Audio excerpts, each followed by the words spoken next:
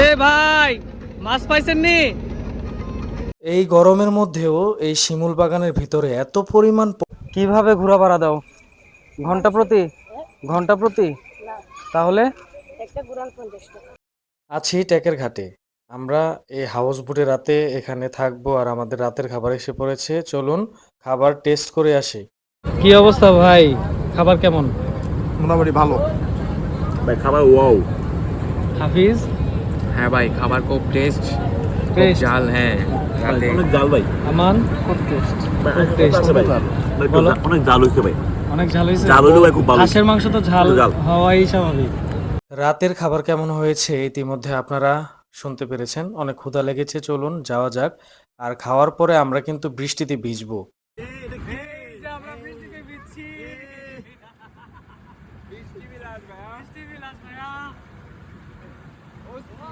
রাতের বেলায় হাঁসের মাংস দিয়ে ভাত খেয়ে ঝুম বৃষ্টিতে গোসল করে ভাবলাম অনেক টায়ার্ড, সকালে উঠে আপনাদের সাথে গল্পগুজব করা যাবে। শুভ সকাল। আমরা এখন আছি ট্যাকের ঘাটে। আমাদের সুন্দর একটি সকাল ট্যাকের ঘাট দিয়ে কিন্তু আমরা শুরু করছি। মাশাল্লাহ, কত সুন্দর একটি সকাল! আল্লাহ তাআলার সৃষ্টি এত সুন্দর, এত অপরূপ। আমরা এখন ট্যাকের ঘাট থেকে সরাসরি রওনা দিচ্ছি শিমুল বাগানের উদ্দেশ্যে। লাকমাছড়া নীলাদ্রি লেক ছেড়ে যেতে ইচ্ছে করছে না, এত খারাপ লাগছে যা আপনাদেরকে বলে বোঝাতে পারবো না। তারপরও আমাদেরকে যেতে হবে, যেহেতু আমরা ঘুরতে এসেছি, আমাদের হাতে সময় অল্প। এই হাওরে এসে আমার কাছে যেটা সবচেয়ে বেশি ভালো লেগেছে, আমি অনেক গ্রাম ঘুরেছি।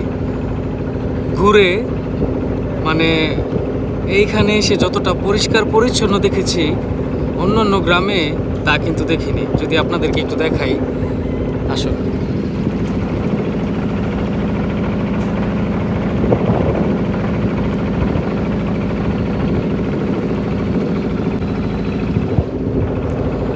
প্রতিটা বাড়ির আঙিনা খুব পরিষ্কার পরিচ্ছন্ন। এই জিনিসটা আমার কাছে সবচেয়ে বেশি ভালো লেগেছে। আপনাদেরকে যদি আরেকটু দেখাই, এই যে হাওরের পাশে দুই দিকে ছোট ছোট দ্বীপের মতো বাড়ি, আপনাদের দেখানোর চেষ্টা করি। এই যে দেখুন, একটা ছোট দ্বীপের মতো। এই যে এতটা পরিষ্কার পরিচ্ছন্ন, খুব দেখলেই ভালো লাগে। এই যে দেখুন, এখানে আরেকটা বাড়ি ছোট দ্বীপের মতো।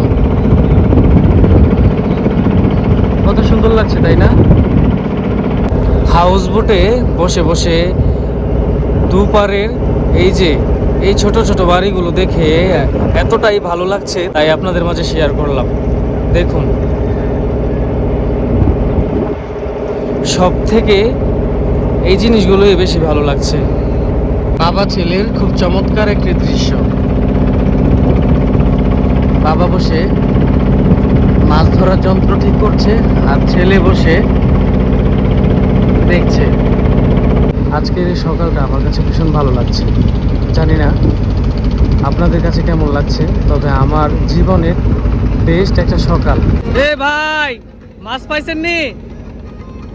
পাইছেন? এই যে দেখুন কত সুন্দর তারা মাছ ধরছে বর্ষার পানিতে।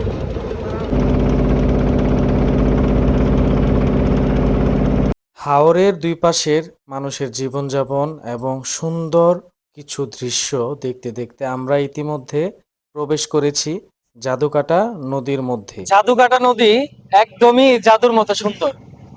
নীল স্বচ্ছ জলরাশি দেখুন, এই যে নীল পানি, একদম স্বচ্ছ জল। জীবন থাকতে থাকতে ঘুরতে বেরিয়ে পড়ুন, দেখবেন একটা সময় আপনার ঘুরতে মন চাচ্ছে কিন্তু আপনি ঘুরতে পারছেন না, তখন আফসোস করেও কুল পাবেন না। আমরা ইতিমধ্যে এসে পড়েছি আমাদের কাঙ্ক্ষিত জায়গা শিমুল বাগানের ঘাটে। ওই যে দূরে দেখতে পাচ্ছেন শিমুল বাগান। জাদুকাটা নদী দেখতে দেখতে অনেক অপেক্ষার পর আমরা চলে আসলাম আমাদের কাঙ্ক্ষিত জায়গা শিমুল বাগানে। এবং আমাদের সকালের নাস্তা কিন্তু করা হয় নাই। চলুন দেখা যাক আমাদের সকালের নাস্তায় কি দিয়েছে। সকালের নাস্তা দেখি তো। বিরিয়ানি। সকালের নাস্তা আমাদের বিরিয়ানি। চলুন যাওয়া যাক। হাফিজ, বিরিয়ানিটা কেমন লাগছে? খুবই ভালো। ভাই কেমন লাগছে টেস্ট? অনেক ভালো। আলহামদুলিল্লাহ। বিরিয়ানিটা দেখতে কিন্তু খুবই ইয়াম্মি লাগছে। আর এই যে আমাদের স্পট বিরিয়ানির সামনে শিমুল বাগান আপনারা দেখতে পাচ্ছেন। প্রচন্ড রোদ, বাঁশবাগানের ভেতর থেকে বের হলাম আর এই যে দূরে দেখুন পাহাড়।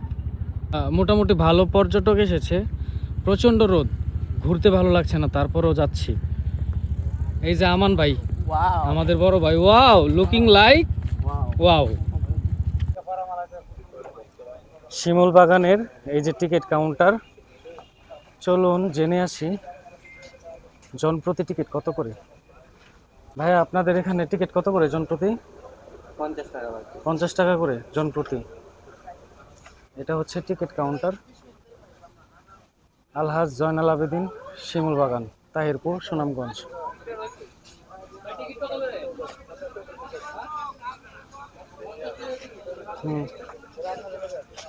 আমরা টিকিট কেটে তারপর এই যে ঢুকতেছি, তবে টিকিটের মূল্যটা মনে হয় একটু বেশি হয়ে গেল।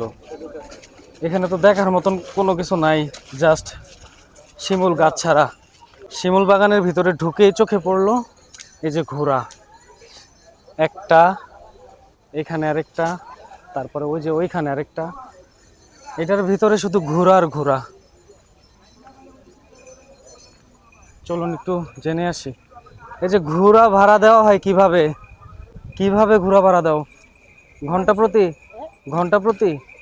তাহলে একটা ঘুরান 50 টাকা, একটা ঘুরান 50 টাকা।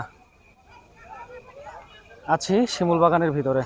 ছোট কিংবা বড়, এই শিমুল বাগানের ভিতরে ঢুইকা ঘোড়ার পিঠে চড়ে না এমন মানুষ খুঁজে পাওয়া দুর্লভ। আর আপনারা এই শিমুল বাগানের ভিতরে ঢুকলে সব থেকে বেশি অবাক হবেন যে বিষয়টি, সেটি হচ্ছে যে কোনো প্রান্ত থেকেই দাঁড়ান না কেন এই শিমুল গাছ একদম সারিবদ্ধভাবে দেখতে পারবেন। এই গরমের মধ্যেও এই শিমুল বাগানের ভিতরে এত পরিমাণ পর্যটক, যা আপনারা ভিডিওতে দেখতে পাচ্ছেন। আনসিজনে এসে পড়েছি, তাই শিমুল গাছের শিমুল ফুলের সাথে ছবি তোলার সৌভাগ্য হয়ে ওঠে নাই, তবে এখানে যে সবুজের সমারোহ দেখে মনটা ভরে গিয়েছে। শিমুল বাগানে আসছি, ঘোড়ায় উঠবো না তা কি হয়? সবার মতো আমিও ঘোড়ায় চড়লাম, আর প্রথমবারের মতো ঘোড়ায় উঠে ভীষণ ভালো লাগছে। শিমুল বাগানে আসছি, শিমুল বাগানে এসে পুরাই হতাশ। কারণ সিজনে আমরা আসি না, আনসিজন আসছি। সিজন আসলে এখানে অনেক শিমুল ফুল ফুটে, তবে যারা শিমুল বাগানে আসবেন অবশ্যই সিজনে আসবেন, সিজনে আসলে ভালো লাগবে। প্রচণ্ড রোদ আর অনেক গরম। আমরা এখান থেকে বের হয়ে যাব আর চলে যাব বারিকা টিলাতে। এনজয় করবেন, সাথে থাকবেন।